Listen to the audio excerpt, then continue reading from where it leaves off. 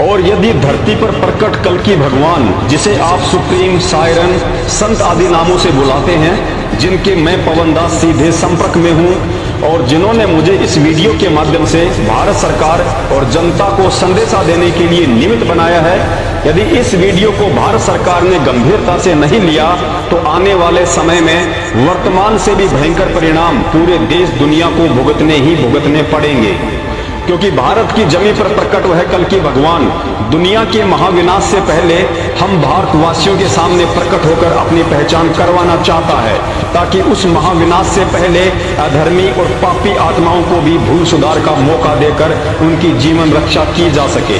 अन्यथा कुछ समय बाद जब दुनिया की सारी सरकारें, उनके अस्त्र शस्त्र, डॉक्टर, वैज्ञानिक प्रकृति के सामने मजबूर हो जाएंगे, तब धर्मी आत्माओं को बचाने के लिए एक अंतिम विकल्प के रूप में प्रकट होकर उन्हें भारत को जगत गुरु बनाकर सत्य धर्म का शासन कायम करना ही करना है।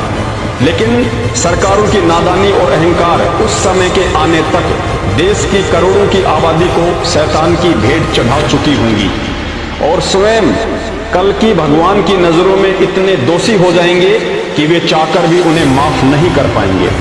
मैं पवन दास, सुप्रीम गॉड कल की भगवान के चरणों की धूल बिना किसी सवारत के उनके आदेश अनुसार आप सभी बुद्धिजीवी देशवासियों और भारत सरकार को महाविनाश के रहते सहते इस वीडियो के माध्यम से यह संदेशा पहुंचा रहा हूं और साथ ही देश के माननीय प्रधानमंत्री जी से सर्व मानव जाति के हित में निवेदन करता हूं कि भारत सरकार ने इस वीडियो पर अपने मंत्रिमंडल व बुद्धिजीवी सलाहकारों की सलाह से चिंतन अवश्य करना चाहिए और उचित समझे तो मानव जाति को महाविनाश से बचने का श्रेय प्राप्त करें और यह समझने का प्रयास करें कि न्यू वर्ल्ड ऑर्डर मानव जाति के विकास में नहीं बल्कि विनाश के पक्ष में है।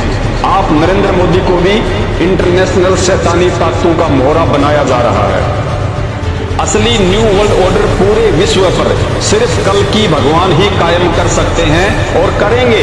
बाकी शैतानी प्रेरणा से जो इंटरनेशनल ताकतें इस काम में लगी हुई हैं, वो दुनिया को महाविनाश की तरफ लेकर जा रही हैं।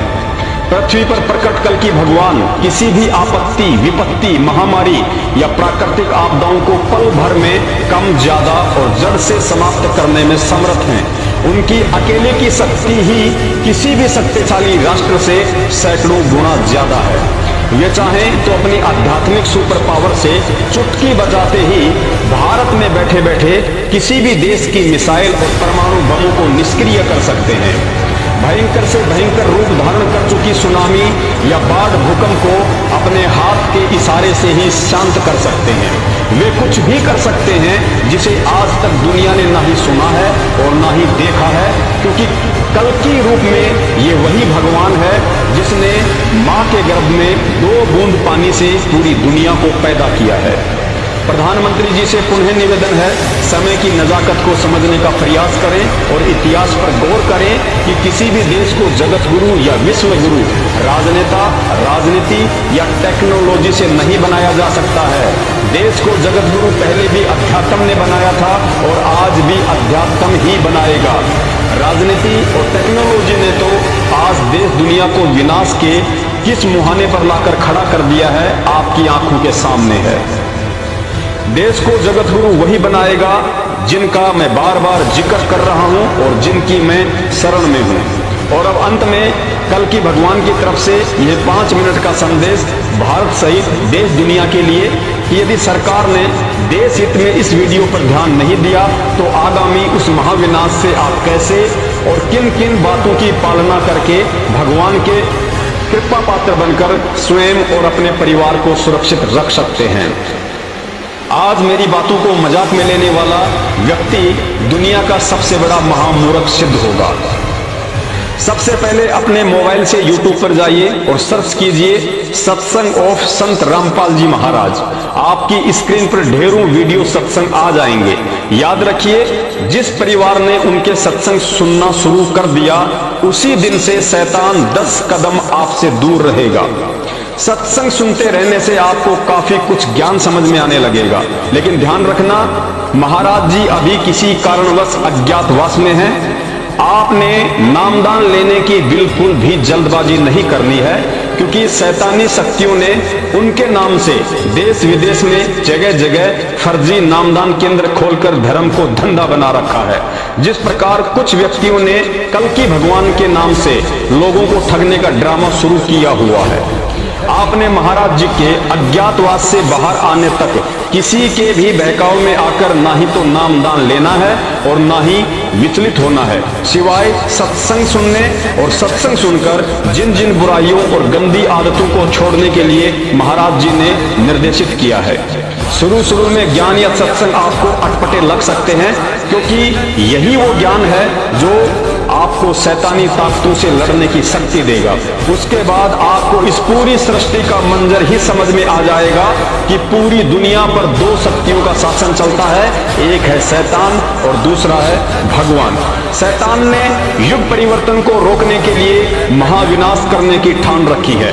आत्माओं को तरह तरह के घटिया कर्मों के माध्यम से अधर्मी और पापी बनाने की ठान रखी है। दूसरी तरफ युग परिवर्तन भगवान की अपनी मर्जी है, जो होना ही होना है। अतः जब आप सत्संग सुनते रहेंगे तो कुछ ही दिनों में आपको स्वतः ही यह दृढ़ निश्चय हो जाएगा कि वास्तव में यदि इस युग परिवर्तन के महाविनाश से कोई बचा सकता है तो धरती पर केवल एक ही शक्ति है, वह है भगवान कल्कि। और भगवान कल्कि की समझ और पहचान सिर्फ इन सत्संगों से ही हो सकती है, अन्यथा दुनिया में दूसरा कोई भी रास्ता अपनी जीवन रक्षा और भगवान की पहचान का नहीं है। प्रभु की भक्ति के बिना ये मनुष्य जीवन व्यर्थ है। फिर पाछे पछतावेगा भाई, आजा बंदे शरण राम की। पछतावे बालों की बीत पवन का खंबा, कब लग खैर मनावेगा। बालों की बीत पवन का खंबा, कब लग खैर मनावेगा। आज हम तेरे घटनेंगे, तो राम कहने न पावेगा। आज हम तेरे घटनेंगे, तो राम कहने न पावेगा। भाई आजा बंदे फिर पाछे पछता। काल बलि तेरे सिर पर बैठा, बुझा पकड़ ले जावेगा। काल बलि तेरे सिर पर बैठा, बुझा पकड़ ले जावेगा। मात पिता तेरा कुटुंब कबीला, सारा खड़ा लिखावेगा। मात पिता तेरा कुटुंब कबीला, सारा खड़ा लिखावेगा। भाई आजा बंदे